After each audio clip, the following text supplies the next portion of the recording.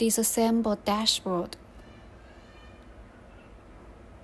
Unscrew them. Then get the buttons out. Then you can get the original screen. This is the original screen. Unplug it.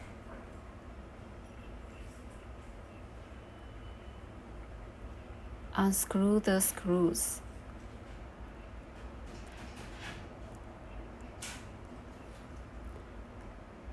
Open it.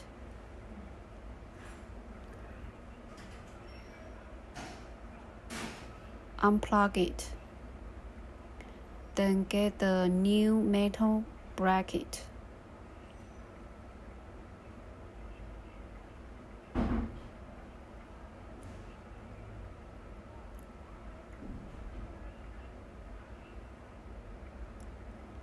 Screw it.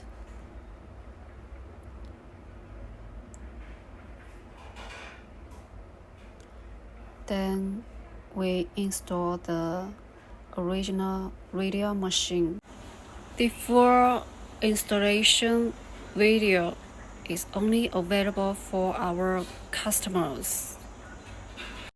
Besides, we have installation manual shipped with the Android screen, and we are always here to support you.